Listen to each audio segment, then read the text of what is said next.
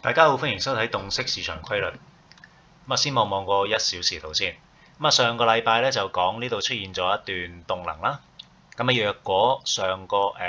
禮拜落翻嚟嘅動能唔強嘅話咧，留意翻呢一個關鍵位置啦，因為成個升段嘅618啦，同埋係一個明顯向下發力打落去嘅位置。若果呢個位真係有力可以彈到上去，破嗰個下跌結構嘅話咧，會較大機會升穿翻嗰個前頂上嘅。但係最後啦，禮拜一開市之後咧，佢整段下跌嘅動能咧都係比較強嘅。點樣為之強咧？就係睇翻佢入邊嗰個嘅陰陽燭啦。若果係比較多陰燭，同埋啲陰燭係比較大支，陽燭比較少，同埋比較細碌嘅話咧，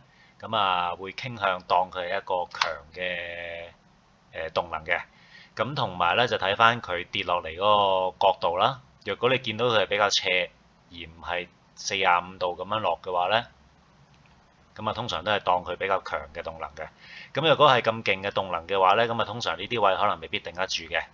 同埋若果咁勁嘅跌勢啦，跌到落嚟嘅話咧，你要向上試的話，都係啦。將一段下跌，即係清晰明顯嘅下跌動能收復大半，或者可能震完之後向上破嘅話咧，先向上試嘅，咁就會安全啲。之後啦，就算呢一個位頂唔到，佢跌到落嚟呢啲發力位置，或者可能呢啲前底咧，都可以留意下，睇下有冇啲向上分鐘圖向上試。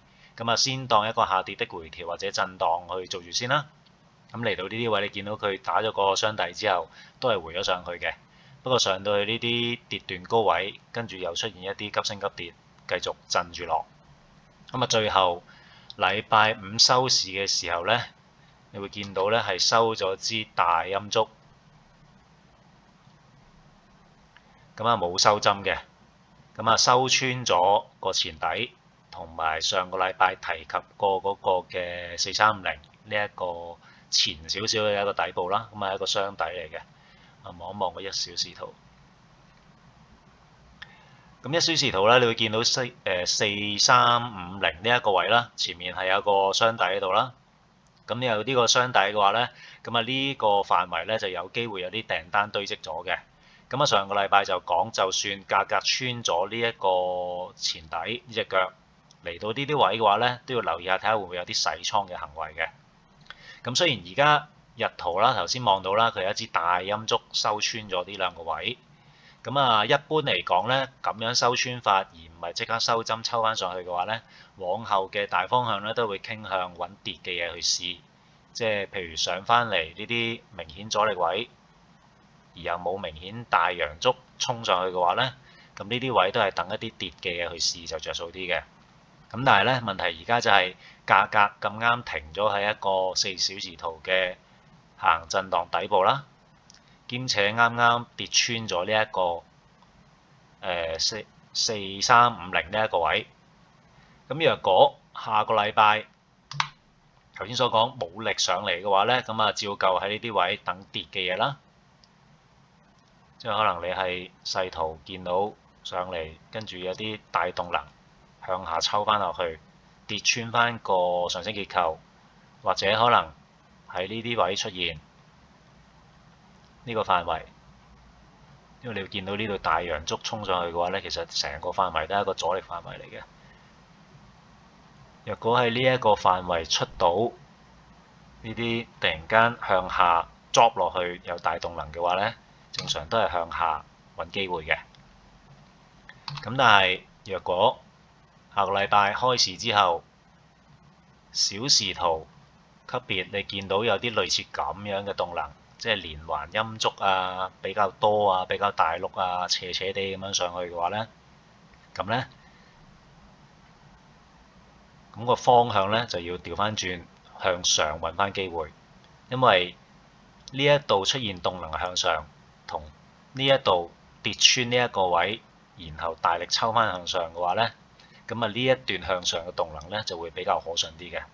因為佢洗完倉㗎嘛，正常洗完倉雖然你唔可以諗住從此就向上行啦，但係一般洗完倉有力嘅話咧，佢正常都會回翻2下俾你嘅。簡單講，即係回翻高少少。若果出現咁大段動能向翻上，收復到呢一個跌段嘅大半嘅話呢，咁呢我就會等個價翻嚟呢啲支持位，就等向上嘅嘢事，個情況類似咁樣。咁啊去翻一啲明顯嘅支持位，就等一啲細圖反彈向上嘅動能，跟住向上試。咁但係都係先當一個下跌的回調，或者可能繼續係震盪做住先。咁但係洗完倉咁大力抽上去嘅話呢，正常就應該回翻深少少嘅。咁但係若果你話哇你抽得上嚟嘅話，可能講緊都禮拜中啊，或者有可能去翻禮拜尾嘅咯喎。咁到時又可能齋望冇機會。咁若果係咁諗嘅話呢，咁你可以先望一望而家5分鐘圖啦。咁你會見到動能一路咁樣加速跌落嚟之後呢，喺後半段呢個位呢，係開始出現一個減速嘅情況嘅，而且你見到個角度好似想轉彎咁樣。咁呢一個位置呢，亦都見到有兩頂兩底出現咗啦。嗱，雖然而家係未有動能彈向上㗎，你唔好覺得呢一段係連環陽燭就覺得好大力，其實呢啲係冇乜力嘅。咁若果你想喺低位揾機會嘅話呢，咁我就會傾向等呢一度出現咗一個明顯嘅震盪範圍之後啦，1分鐘、5分鐘圖出現一個洗倉嘅行為，咁喺呢啲低位呢，就可以揾機會試嘅。咁但係試得嚟呢，都係先當震盪底去頂做住先，嚟到呢啲位做倉位管理啦。即使之後真係有大陽燭咁樣升穿嘅話呢，都要留意嘅。因為呢條黑線啦，4368係一個明顯嘅前底。呢一個橫行，即使佢係有力咁樣抽上嚟，一支大陽燭咁樣收上嚟嘅話呢，都要小心佢會唔會一支大陰燭跌翻落去，變成一個假突破。所以頭先所講就係，若果喺呢一度真係假突破洗完之後抽上嚟嘅話呢，你只可以短線當一個橫行底部向上做住先。佢就算咁大力抽上嚟都好啦，咁你係推倉嘅啫，你可以將個止賺位推嚟呢度，因為當佢大陽燭升穿，然之後有大陰燭或者大動能連環幾支咁樣跌翻落去嘅話呢，咁啊變相呢一個係一個假突破，咁其實就可以走噶啦。咁但係首先你呢度底部你係洗咗上去先至做，咁啊會安全啲，因為而家個大方向呢，仍然係向下望住先嘅，因為你見到個小時圖嘅動能近期係下跌動能比較強，只不過佢咁啱停咗喺一個下行震盪嘅底部，同埋啱啱跌穿呢啲位。下個禮拜正常你係要向上望嘅話呢，最好就應該係見到有啲大動能抽翻向上，收復呢一個跌段大盤呢，先再揾機會就會安全啲。想偷步早啲入市向上試嘅話呢，都起碼等呢一度出咗個震盪，洗一下向上，先至向上試，兼且係先當震盪做住先。真係升穿咗之後咁樣延續向上，升穿埋黑線啊呢啲位嘅話呢，咁先係會比較安全啲嘅。否則嘅話，升穿完又大力抽翻落去嘅話呢，咁啊有機會係向下噶啦。咁另外一個情況啦，頭先一開始所講啦，如果最後呢一度玩完一輪之後，其實係冇力咁樣上嚟嘅，嚟到呢啲範圍，跟住出現動能向下嘅話呢，咁呢就繼續向下試。我會繼續向下試，因為有機會係延續呢一段動能繼續向下嘅。咁啊，上個禮拜有冇啲明顯啲嘅機會呢？咁就喺呢一個嘅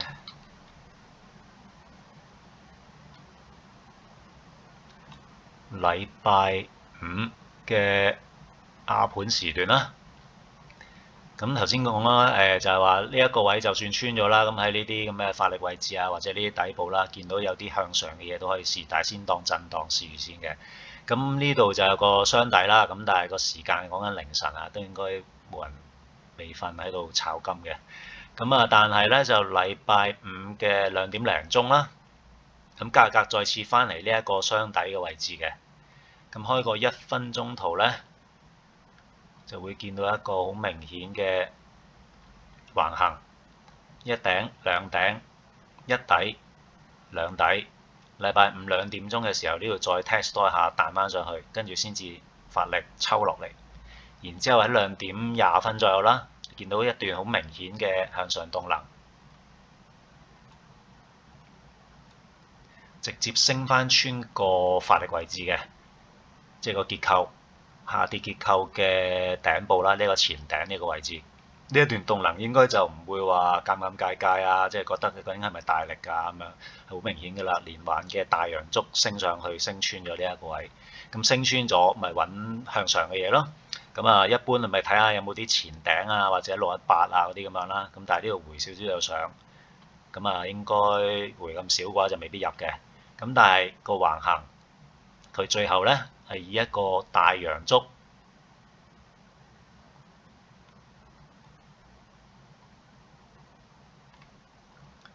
咁樣升穿嘅，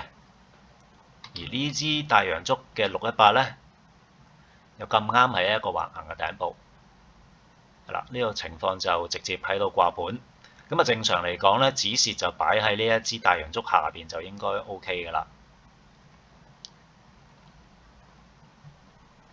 因為若果咁大力上，然之後又大力跌穿翻呢一個位嘅話，咁啊即係一個向上嘅假突破，咁啊即係錯方向啦，錯方向咁其實係走得㗎啦。咁但係我就怕死咁啊，諗住攞埋呢一個大陽燭嘅底部去守埋，跟住咧就打一個橫行嘅1比1，跟住做一個斷打咁啊閃啦。因為頭先所講啦，呢度上去嘅話，其實可能一個下跌嘅回調或者一個震盪嘅底部向上做，所以呢啲咧你就唔好諗住入完市之後又諗住升穿呢啲頂，係啦，望得太遠啦。呢啲位入到市嘅話咧，只係當一個震盪底向上做，咁你唔知震盪頂喺邊㗎嘛，咁啊一般你咪可能橫行嘅話，咪橫行1比1咯，或者可能用呢啲前頂做一個止賺嘅位置。咁啊最後你見到啦，呢度整咗一個窄幅嘅橫行。有一炸頂喺度啦，咁夜晚7點大約8點嘅時候咧，又係嗰啲套路㗎啦，一支大陽燭打上去，先打走向下做嗰啲人嘅單，然之後突破向上買嗰啲人咧，就俾呢一下大陰燭就打穿晒㗎啦，因為向上買嗰啲咧，通常指示就可能擺喺度或者擺喺呢一個橫行底部，咁啊呢一支就完全打晒㗎啦，咁啊即係又係做咗一個洗倉㗎呢一個位，但係佢呢個洗倉咧，你會見到佢就唔係大陽燭升穿就即刻大陰燭跌穿嘅，佢可能係大陽燭升穿咗之後咧，橫行玩你一輪，跟住先至一支大陰燭跌穿翻個發力位置，都係一個洗倉嘅行為嚟嘅，但係佢就唔係即時發生。咁但係你見到呢啲嘅話，其實個方向短期都係可以揾向下嘅市㗎啦。咁就今個禮拜係咁多啦。如果覺得幫到手嘅話，咁啊麻煩 like、share 同埋 subscribe 我嘅 channel 啦。咁啊，下個禮拜再見，拜拜。